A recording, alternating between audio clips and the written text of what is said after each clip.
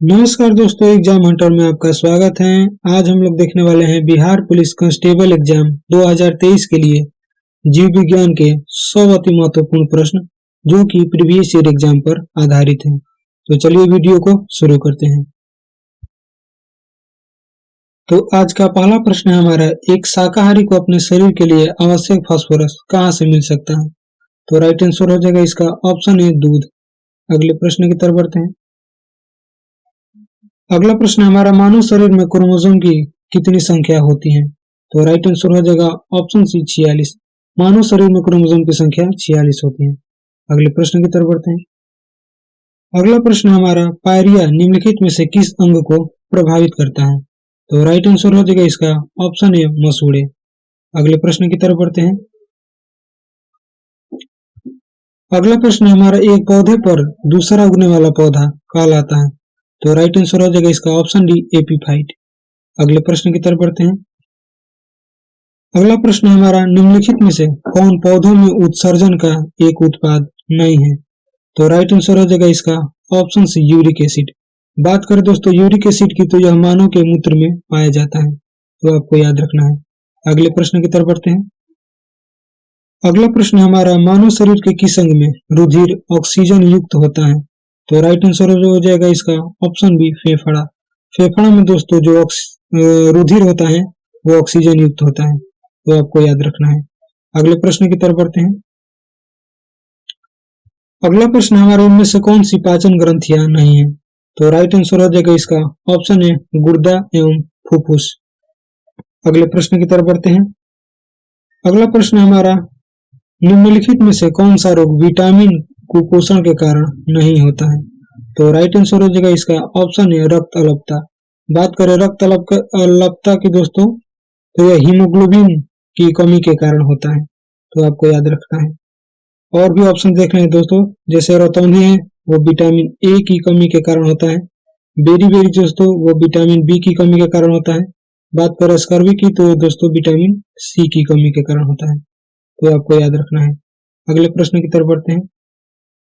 अगला प्रश्न हमारा, निम्नलिखित में से कौन शरीर में विटामिन डी बनाता है? तो राइट आंसर हो जाएगा ऑप्शन सी त्वचा। बात करें विटामिन डी की दोस्तों, तो वह सूर्य की किरणों से प्राप्त होता है। अगले प्रश्न की तरफ बढ़ते हैं। अगला प्रश्न हमारा, प्रोटीन संश्लेषण होता है? तो राइट आंसर हो जाएगा इसका ऑप्शन ए राइबोसोम। राइबोसोम में दोस्तों प्रोटीन का संश्लेषण होता है, तो आपको याद रखना है। अगले प्रश्न की तरफ बढ़ते हैं। अगला प्रश्न हमारा, 2,4-D क्या है? तो राइट आंसर हो जाएगा इसका ऑप्शन ए एक खरपतवार नाशक। 2,4-D क्या है दोस्तों? एक खरपतवार नाशक, तो आपको याद रखना है। अगले प्रश्न की तरफ बढ़ते हैं। अगला प्रश्न है हमारा दोस्तों, मनुष्य के मूत्र में कौन सा एसिड पाया जाता है? तो राइट आंसर हो जाएगा इसका ऑप्शन है यूरिक एसिड। यूरिक एसिड दोस्तों मनुष्य के मूत्र में पाया जाता है, तो आपको याद रखना है। चलते हैं अगले प्रश्न की तरफ। अगला प्रश्न है हमारा, श्वेत रक्त कणिका का मुख्य कार्य क्या है? श्वेत रक्त कणिका का मुख्य कार्य क्या है?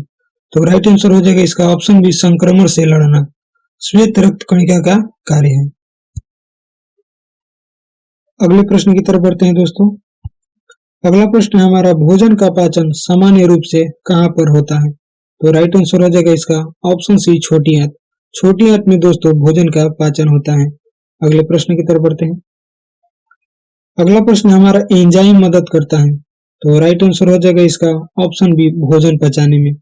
भोजन पचाने में दोस्तों एंजाइम मदद करता है, तो आपको याद रखना है। अगले प्रश्न की तरफ बढ़ते हैं। अगला प्रश्न हमारा, सामान्य पुरुष के शरीर का तापमान कितना होता है? तो राइट आंसर हो जाएगा इसका ऑप्शन बी 37 डिग्री सेल्सियस। अगले प्रश्न की तरफ बढ़ते हैं। अगला प्रश्न हमारा, रक्त परिवहन तंत्र की व्याख्या किसने दी? तो राइट आंसर हो जाएगा इसका option B William Harvey. William Harvey ने ही दोस्तों रक्त परिवहन तंत्र की व्याख्या दी थी। बात करें ऑप्शन ए की दोस्तों, तो यह हनीमैन हेम्योपैथी के जनक हैं। हेम्योपैथी के जनक हैं। अगले प्रश्न की तरफ बढ़ते हैं। अगला प्रश्न हमारा, पीत रस का कार्य क्या है? तो राइट आंसर हो जाएगा ऑप्शन ए प्रोटीन का पाचन। ऑप्शन ए प्रोटीन का पाचन। राइट आंसर हो जाएगा ऑप्शन है प्रोटीन का पाचन। अगले प्रश्न की तरफ बढ़ते हैं। अगला प्रश्न हमारा ट्रिपल एंटीजन किन 3 रोगों से बचाता है? तो राइट आंसर हो जाएगा इसका ऑप्शन डी काली खांसी, टेटनस एवं डिप्थीरिया।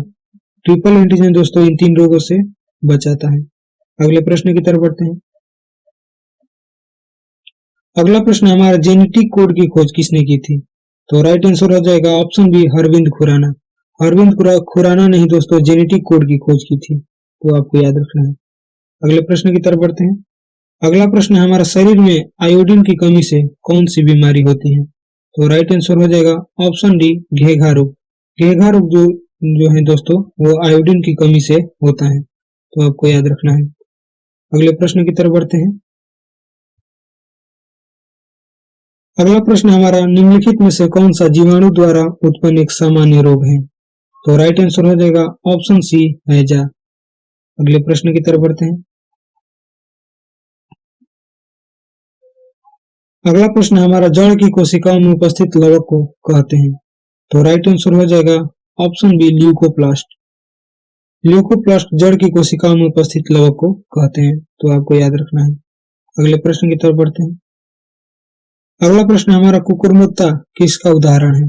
तो राइट आंसर हो जाएगा ऑप्शन ए कवक।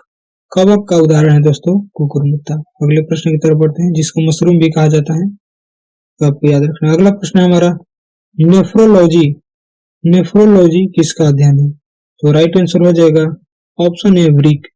इसे किडनी भी कहा जाता है दोस्तों, तो आपको याद रखना है। अगले प्रश्न है हमारा निम्नलिखित में से कौन सी जड़ नहीं है? तो राइट आंसर हो जाएगा ऑप्शन सी गाजर। ऑप्शन सी अदरक। अदरक है जो दोस्तों वो जड़ नहीं है, वो एक तना का रूपांतरण है। अगला प्रश्न हमारा निम्नलिखित में से किसकी कमी के कारण बच्चों में रिकेटस नामक रोग होता है? तो राइट आंसर हो जाएगा इसका option D vitamin D. Vitamin D के कारण ही दोस्तों बच्चों में रिकेटस नामक रोग होता है, तो आपको याद रखना है। अगले प्रश्न की तरफ बढ़ते हैं। अगला प्रश्न हमारा मानव पीत जो एक पीले हरे रंग का तरल है, इसकी प्रवृत्ति कैसी है? तो राइट आंसर हो जाएगा ऑप्शन ए अम्लीय। अगले प्रश्न की तरफ बढ़ते हैं। अगला प्रश्न हमारा मानव शरीर में मांसपेशियों की अनुमानित संख्या बताइए? तो राइट आंसर हो जाएगा इसका ऑप्शन बी 700। अनुमानित संख्या दोस्तों पूछा है, तो आपको याद रखना है। अगले प्रश्न की तरफ बढ़ते हैं। अगला प्रश्न हमारा कोशिका की खोज की गई? तो राइट आंसर हो जाएगा ऑप्शन है रॉबर्ट हुक द्वारा। रॉबर्ट हुक द्वारा दोस्तों कोशिका की खोज की गई। अगले प्रश्न की तरफ बढ़ते हैं। अगला प्रश्न हमारा पेनिसिलिन की खोज किसके द्वारा की गई? तो राइट आंसर हो जाएगा option C Alexander Fleming. Alexander Fleming द्वारा दोस्तों पेनिसिलिन की खोज की गई, तो आपको याद रखना है। अगले प्रश्न की तरफ बढ़ते हैं।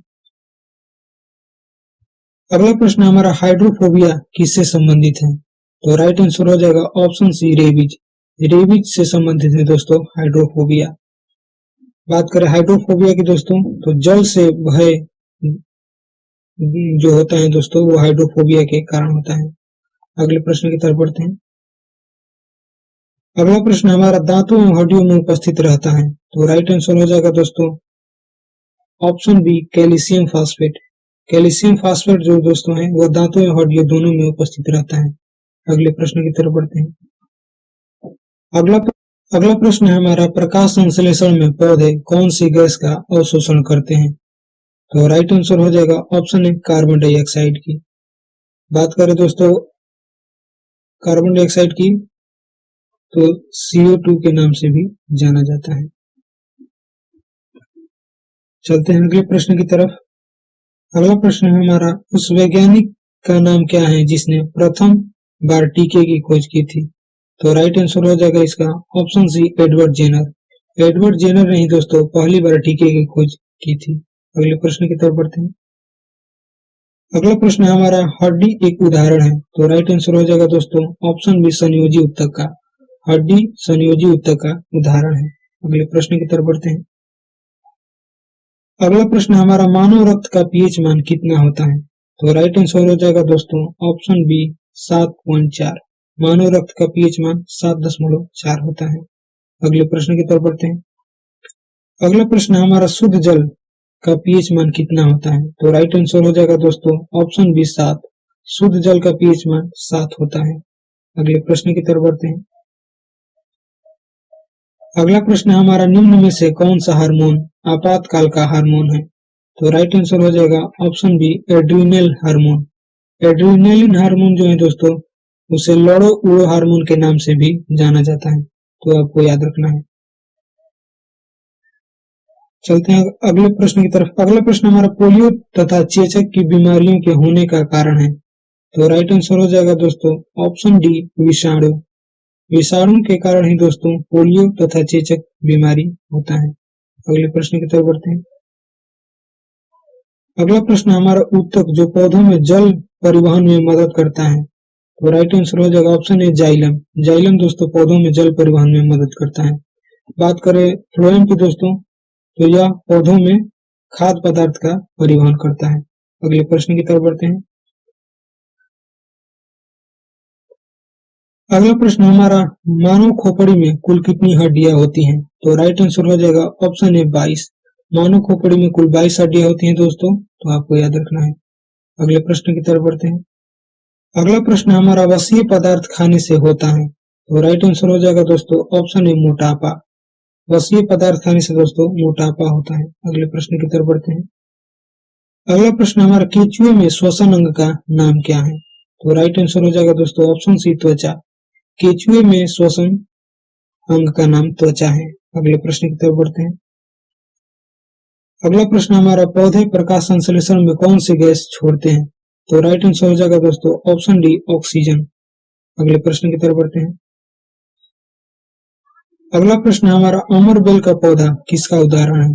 तो राइट आंसर हो जाएगा दोस्तों ऑप्शन सी परजीवी। अमरबेल का जो पौधा है वो परजीवी होता है। अगले प्रश्न की तरफ बढ़ते हैं। अगला प्रश्न हमारा डेंगू उत्पन्न करने वाला मच्छर किस तरह के जल में रहता है? तो राइट आंसर हो जाएगा दोस्तों ऑप्शन सी साफ जल। अगले प्रश्न की तरफ बढ़ते हैं। अगला प्रश्न हमारा निम्नलिखित में से कौन सा रोग दूषित पानी के सेवन से होता है? तो राइट आंसर हो जाएगा दोस्तों ऑप्शन बी हैजा। अगले प्रश्न की तरफ बढ़ते हैं।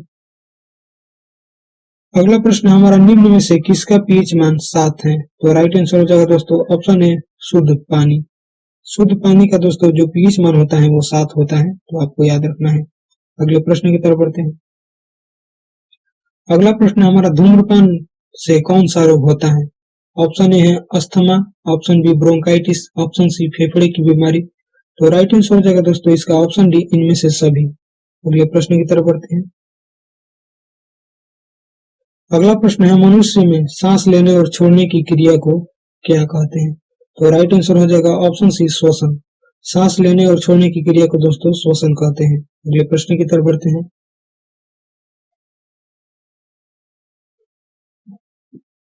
अगला प्रश्न हमारा गुणसूत्र कहाँ पाए जाते हैं? तो राइट आंसर हो जाएगा दोस्तों ऑप्शन ए केंद्रक।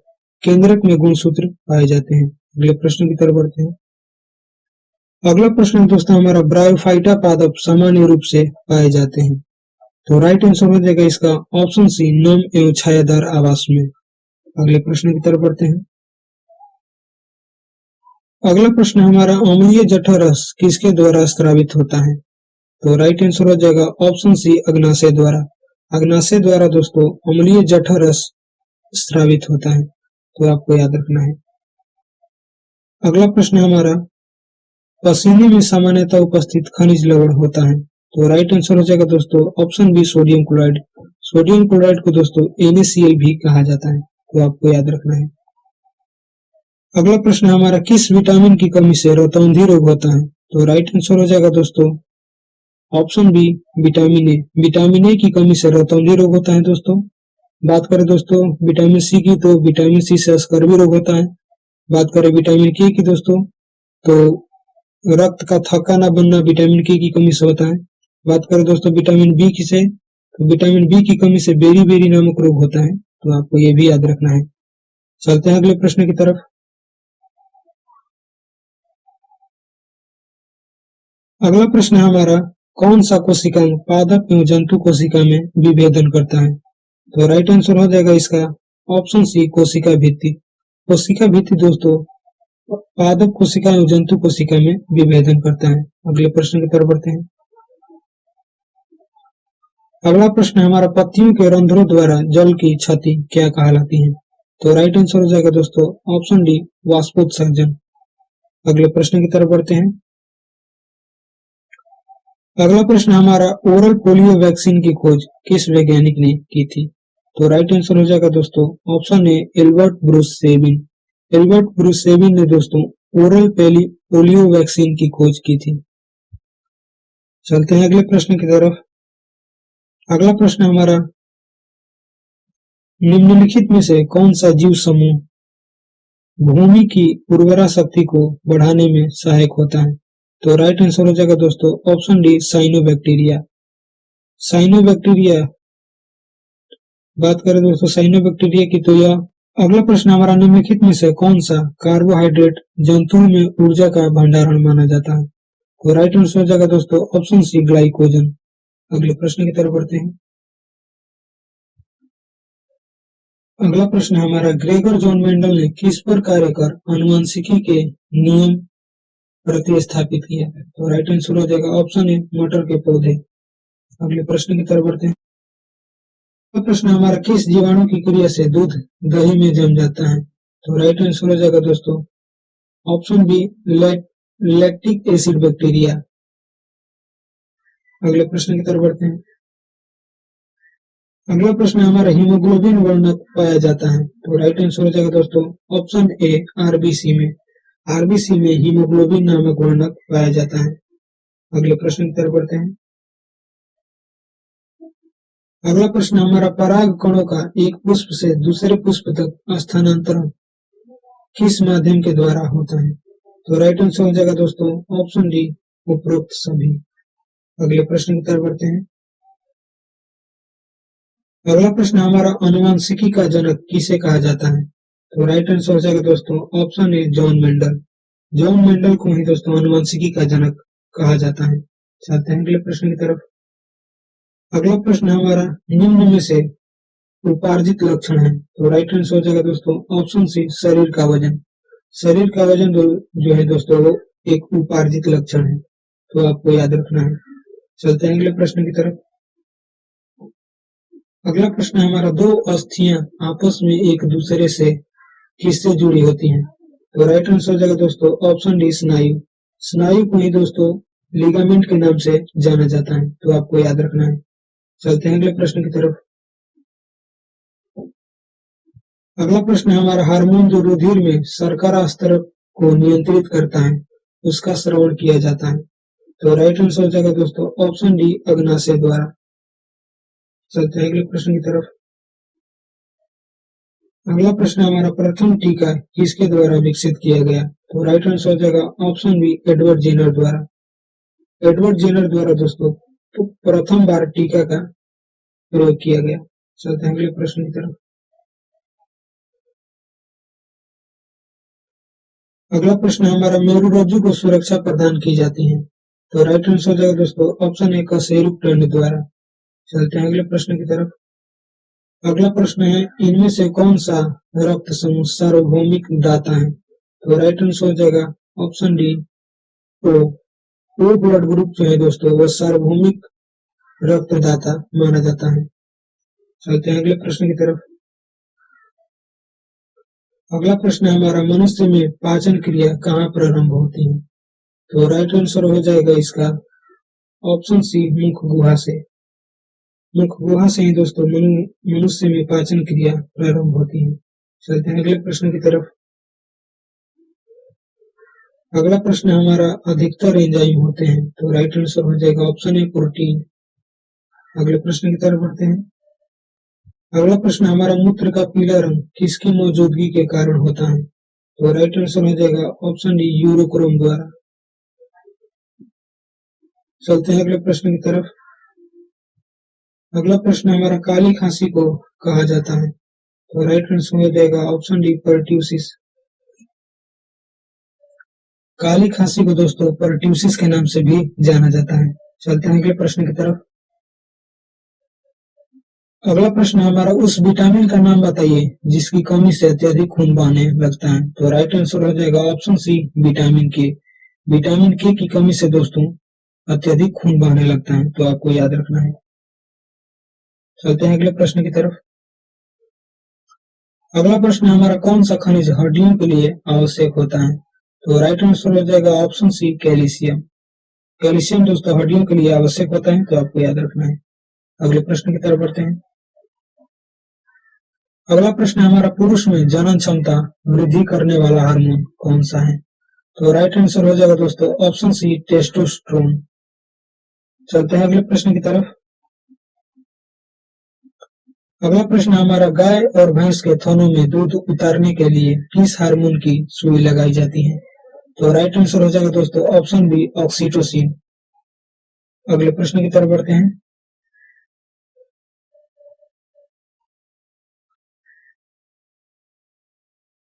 अगला प्रश्न हमारा, निम्नलिखित में से किस पौधे से तेल प्राप्त होता है? तो राइट आंसर हो जाएगा ऑप्शन बी, सूरजमुखी। अगला प्रश्न हमारा, निम्नलिखित में से कौन सी शर्करा तत्काल ऊर्जा प्रदान करती है? तो राइट आंसर हो जाएगा दोस्तों ऑप्शन सी, ग्लूकोज। ग्लूकोज तत्काल शरीर में तत्काल ऊर्जा प्रदान करती है। चलते हैं अगले प्रश्न की तरफ। अगला प्रश्न हमारा, जीवन की मूलभूत इकाई क्या है? तो राइट आंसर हो जाएगा ऑप्शन ए, कोशिका। कोशिका को ही जीवन की मूलभूत इकाई कहा जाता है। चलते हैं अगले प्रश्न की तरफ। अगला प्रश्न हमारा, हिस्टोलॉजी के अंतर्गत किसका अध्ययन किया जाता है? तो राइट आंसर हो जाएगा ऑप्शन बी, ऊतक का। हिस्टोलॉजी के अंतर्गत ऊतक का अध्ययन किया जाता है। अगला प्रश्न हमारा, अस्थियों का अध्ययन विज्ञान किस शाखा के अंतर्गत किया जाता है? तो राइट आंसर हो जाएगा दोस्तों ऑप्शन है, ऑस्टियोलॉजी। चलते हैं अगले प्रश्न की तरफ। अगला प्रश्न हमारा, पुस्तक द ओरिजिन ऑफ स्पीसीज किसने लिखी है? तो राइट आंसर हो जाएगा दोस्तों ऑप्शन डी, डार्विन। डार्विन ने ही पुस्तक द ओरिजिन ऑफ स्पीसीज लिखी है। चलते हैं अगले प्रश्न की तरफ। अगला प्रश्न हमारा, लिगामेंट्स का शरीर में क्या कार्य है? तो राइट आंसर हो जाएगा दोस्तों ऑप्शन बी, हड्डी को हड्डी से जोड़ना। हड्डी को हड्डी से जोड़ना लिगामेंट का कार्य है। चलते हैं अगले प्रश्न की तरफ। अगला प्रश्न है हमारा, हमारे शरीर को ऊर्जा किससे प्राप्त होती है? तो राइट आंसर हो जाएगा ऑप्शन सी, कार्बोहाइड्रेट। कार्बोहाइड्रेट से ही दोस्तों हमारे शरीर को ऊर्जा प्राप्त होती है। चलते हैं अगले प्रश्न की तरफ। अगला प्रश्न हमारा, इंसुलिन क्या है? तो इंसुलिन एक हार्मोन है दोस्तों, तो आपको याद रखना है। इसका राइट आंसर हो जाएगा ऑप्शन बी, हार्मोन। चलते हैं अगले प्रश्न की तरफ। अगला प्रश्न हमारा, शरीर की सबसे बड़ी धमनी कौन सी है? ऑप्शन ए, नीले। ऑप्शन बी, अलिंद। ऑप्शन सी, वेनकेटा। या फिर ऑप्शन डी, अयोटा। तो राइट आंसर हो जाएगा ऑप्शन डी, अयोटा। अयोटा दोस्तों हमारे शरीर की सबसे बड़ी धमनी है, तो आपको याद रखना है। चलते हैं अगले प्रश्न की तरफ। अगला प्रश्न हमारा, श्वसन क्रिया के दौरान निष्कासित वायु में ऑक्सीजन की मात्रा कितने प्रतिशत होती है? तो राइट आंसर हो जाएगा ऑप्शन बी, 4%। अगले प्रश्न की तरफ बढ़ते हैं। अगला प्रश्न हमारा, लार में कौन सा एंजाइम पाया जाता है? तो राइट आंसर हो जाएगा दोस्तों ऑप्शन सी, टाइलिन। टाइलिन नामक एंजाइम लार में पाया जाता है। चलते हैं अगले प्रश्न की तरफ। अगला प्रश्न हमारा, ट्रिप्सिन नामक एंजाइम किसका पाचन करता है? तो राइट आंसर हो जाएगा दोस्तों ऑप्शन डी, प्रोटीन का। ट्रिप्सिन नामक जो एंजाइम है दोस्तों, वो प्रोटीन का पाचन करता है। चलते हैं अगले प्रश्न की तरफ। अगला प्रश्न हमारा, श्वसन क्रिया का नियंत्रण कौन करता है? तो राइट आंसर हो जाएगा दोस्तों ऑप्शन बी, केंद्रीय तंत्रिका तंत्र। इससे दोस्तों श्वसन क्रिया का नियंत्रण होता है। बात करें केंद्रीय तंत्रिका तंत्र की दोस्तों, तो इसे सेंट्रल नर्वस सिस्टम के नाम से भी जाना जाता है, तो आपको याद रखना है। चलते हैं अगले प्रश्न की तरफ। अगला प्रश्न हमारा, बड़ी आंत का कार्य है। तो बड़ी आंत का कार्य है दोस्तों, पचे हुए भोजन से जल का अवशोषण करना। राइट आंसर हो जाएगा ऑप्शन बी। चलते हैं अगले प्रश्न की तरफ। अगला प्रश्न हमारा, आमाशय की दीवार से कौन सा एंजाइम निकलता है? तो राइट आंसर हो जाएगा दोस्तों ऑप्शन बी, रेनिन। रेनिन नामक जो एंजाइम होता है दोस्तों, वो आमाशय की दीवारों से निकलता है। चलते हैं अगले प्रश्न की तरफ।